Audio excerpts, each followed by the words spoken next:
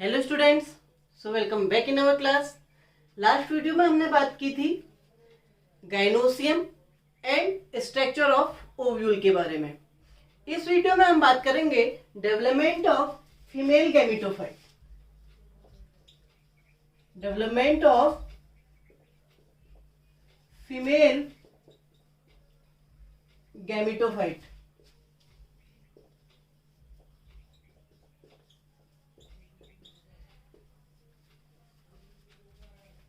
ये गैमेटोफाइट क्या है? गैमेटोफाइट वह सेल है जिस सेल से गैमेट का फॉर्मेशन होगा।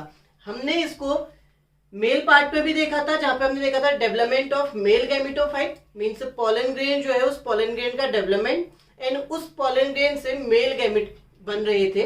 तो जो पोलन ग्रेन है वो गैमेटोफाइट है उस केस में। इस केस में हम देख रहे हैं फीमेल गैमेटोफाइट के बारे में बात करेंगे कि फीमेल गैमेटोफाइट क्या है एंड ये कहां से डेवलप होता है। ओव्यूल के स्ट्रक्चर को याद करते हैं।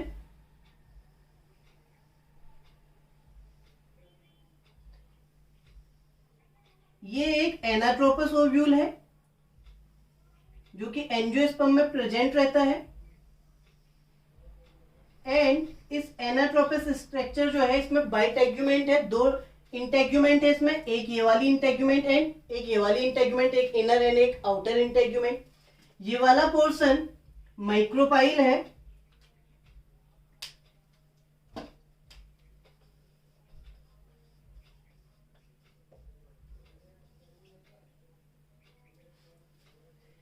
इस माइक्रोपाइल एंड इस चेलजल पोर्शन के बीच का जो स्पेस है ये स्पेस न्यूसेलस सेल्स से फिल रहता है। इस पूरे पार्ट में न्यूसेलस सेल्स हैं।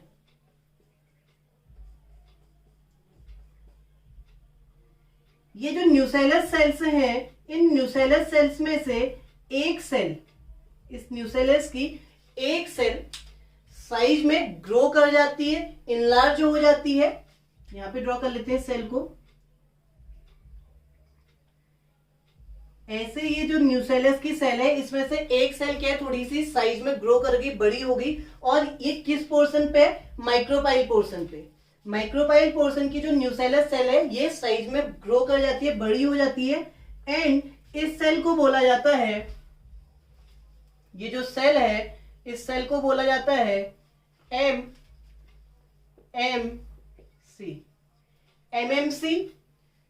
सेम जो हमने माइक्रोस्पोरोजेनेसिस में देखा था, वहां पे इस एम से जो मीन था वो था माइक्रोस्पोर, एंड इस केस में इस एम से जो मीन है वो है मेगास्पोर।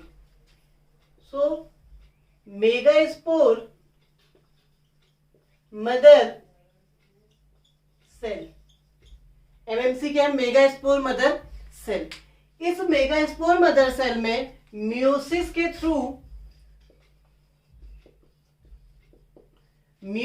थ्रू एक टेट्राड का फॉर्मेशन होगा। टेट्राड हमने लास्ट वीडियो में देखा था। टेट्राड क्या है? जहां पे फोर सेल्स है एक दूसरे से अटैच रह रही हैं। यहां पे भी एक टेट्राड बन रहा है। ये जो टेट्राड है ये टेट्राड लीनियर टेट्राड है जो कि मेगास्पोर्स में देखने को मिलता है। इसमें सबसे मेन जो है हमको लोकेशन जरूर प्रेजेंट रखनी पड़ेगी।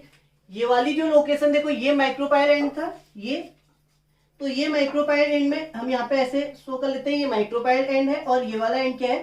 चेलजा। तो ऐसे यहाँ पे भी micropyle and chalaza, same micro chalaza and micropyle end. ये जो टेट्राड बना, ये टेट्राड की सारी सेल्स ग्रो नहीं करती है। माइक्रोस्पोरोजेनेसिस में तो ये 4 के 4 सेल्स अलग अलग हो गई थी और हर सेल ने पोलन ग्रेन का फॉर्मेशन किया था। लेकिन इस कंडीशन में क्या हो रहा है, इन 4 सेल में से जो 3 सेल चेलजल पोर्शन की ओर हैं, ये 3 के 3 सेल डिजेनरेट हो जाती हैं। ये 3 के 3 सेल डिजेनरेट हो जा रही हैं, इनकी धीरे धीरे गायब हो जाएंगी, खत्म हो जाएंगी। एंड जो ये लास्ट सेल है जो कि माइक्रोपाइल एंड पे है, एक यही सेल है जो सरवाइव करती है। एंड इसी सेल में आगे की जितनी भी कंडीशंस होने वाली है वो सारी इसी सेल्स के साथ होंगी। ये सेल माइटोसिस करती है एंड माइटोसिस यहाँ पे कंप्लीट नहीं होगी। मींस कोई भी सेल डिवीजन जो है, चाहे वो मियोसिस हो या फिर माइटोसिस हो, दोनों में दो कंडीशन आती है। एक कैरियोकाइनेसिस जहां पे न्यूक्लियस डिवाइड होता है एंड उसको जस्ट फॉलो करता है साइटोकाइनेसिस, मींस जो साइटोप्लाज्म है वो डिवाइड हो जाता है। यहाँ पे माइटोसिस तो हो रही है, माइटोसिस में भी केवल कैरियोकाइनेसिस हो रही है, साइटोकाइनेसिस तुरंत नहीं हो रही है। कैरियोकाइनेसिस हुई एंड ये कैरियोकाइनेसिस 3 टाइम होती है कंटिन्यूअसली, 3 टाइम कैरियोकाइनेसिस है, उसके बाद साइटोकाइनेसिस आएगी। तो कितने टाइम कैरियोकाइनेसिस हो रही है? 3 टाइम कैरियोकाइनेसिस।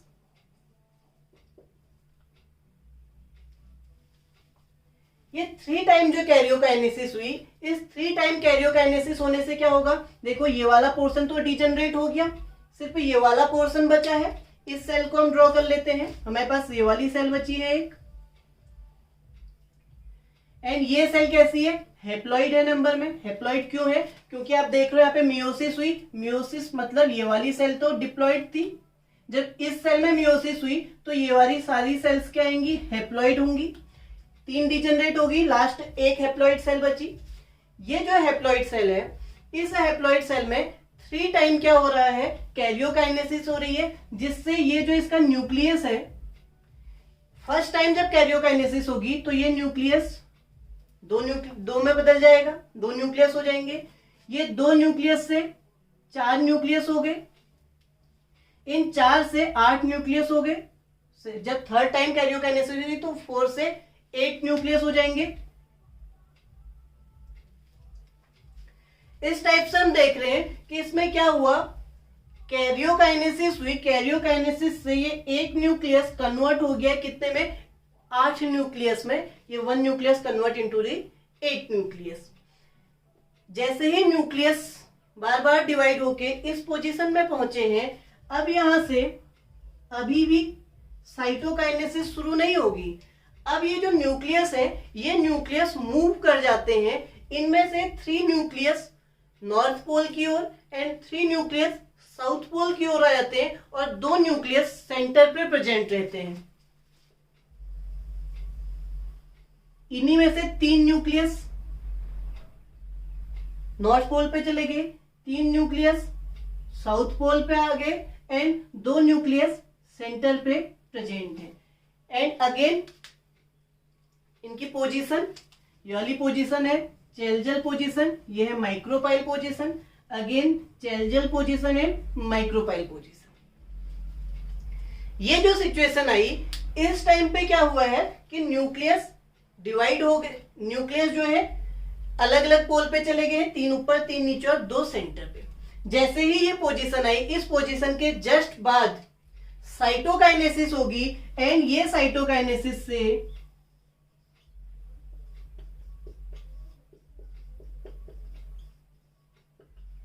इस साइटोकाइनेसिस से क्या हुआ?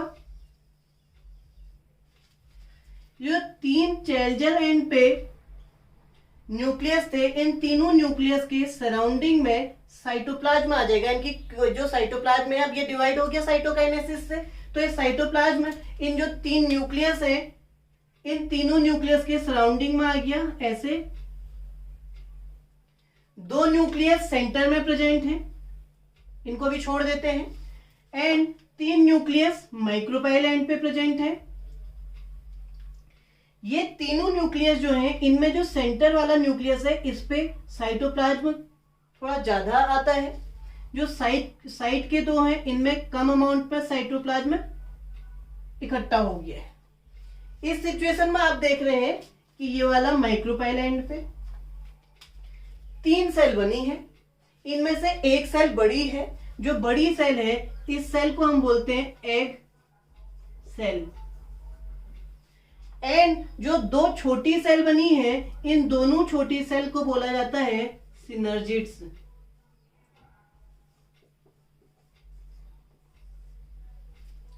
ये दो सेल सिनर्जिड एंड ये वाली सेल एग सेल, और इन तीनों सेल्स को एक साथ बोला गया है एग एपरेटस।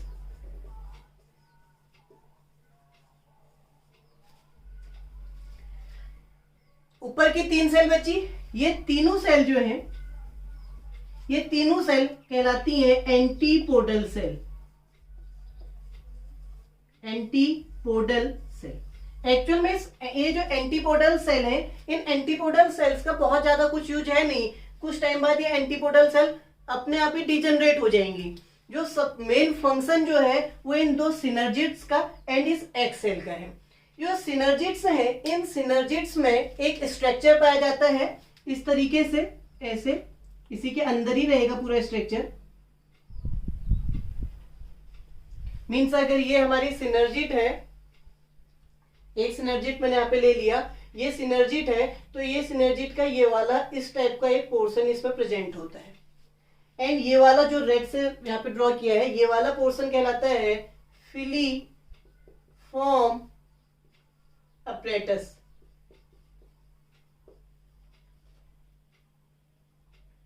फिलीफॉर्म अपरेटस, ये फिलीफॉर्म अपरेटस क्या यूज करता है, इसका क्या यूज है?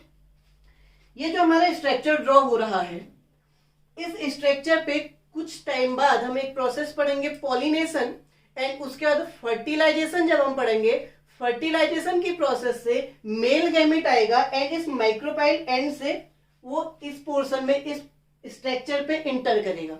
तो जब वो आ रहा होगा इस स्ट्रक्चर की ओर, तो ये जो फिलीफॉर्म एपरेटस सिनर्जिड्स पे बने हैं, ये एक केमिकल प्रोड्यूस करेंगे जिससे वो जो मेल गैमेट है उसको रास्ता पता चलेगा कि किस वे से, किस रास्ते से उसे यहाँ तक का पहुंचना है। यानी कि ये केमिकल जो फिलीफॉर्म एपरेटस छोड़ेगा, ये केमिकल उन्हें उस मेल गैमेट को अट्रैक्ट करेंगे अपनी ओर आने पे। एंड जो सेंटर पे दो न्यूक्लियस बचे हैं, ये दो न्यूक्लियस के सराउंडिंग में कोई भी साइटोप्लाज्म में स्टोर नहीं होता है, एंड ये दोनों न्यूक्लियस कहलाते हैं सेकेंडरी पोलर न्यूक्लियस या पोलर न्यूक्लियाई भी इनको बोला जाता है। ये दो के दो, या तो सेकेंडरी न्यूक्लियाई, सॉरी, या तो पोलर न्यूक्लियाई या फिर सेकेंडरी पोलर न्यूक्लियस। ये एक स्ट्रक्चर जो बना है जिसमें चैल्जर एंड पे एंटीपोडल सेल, सेंटर पे न्यूक्लियस, दो न्यूक्लियस प्रेजेंट है, एंड माइक्रोपाइल एंड पे एक एपरेटस जो ड्रॉ हुआ है, ये कंप्लीट स्ट्रक्चर कहलाता है एम्ब्रियो सेक। ये कंप्लीट स्ट्रक्चर क्या है? एम्ब्रियो सेक है। एंड ये एम्ब्रियो सेक फीमेल गैमेटोफाइट का काम करता है। यही एम्ब्रियो सेक फीमेल गैमेटोफाइट का काम करता है, या फिर हम कहें एम्ब्रियो सेक का दूसरा नेम फीमेल गैमेटोफाइट है। क्लियर? अब इस स्ट्रक्चर में अगर हम इसको देखें तो यहाँ पे ये जो फीमेल गैमेटोफाइट बना है या जो एक एम्ब्रियो सेक बना है, ये इस तरीके से इस माइक्रोपाइल एंड से होते हुए ऐसे इसमें ड्रॉ हुआ है। ये चैल्जल इन पे तीन सेल जिनको एंटीपोडल सेल बोला है हमने, ये सेकेंडरी पोलर न्यूक्लियाई, एंड यहां पे तीन सेल जो कि क्या है? एग सेल, दो स्मॉल सिनर्जिड्स, तीनों मिला करके एग अपरेटस कहला रहा है। अगर हम यहाँ पे एक सिचुएशन देखें, इसमें अगर हम न्यूक्लियस काउंट करें 1 2 3 4 5 6 7 8, न्यूक्लियस कितने हैं? 8। एंड सेल काउंट करें 1 2 3 4 5 6 एंड 7, कंप्लीट सेल जो है, तो सेल कितनी है?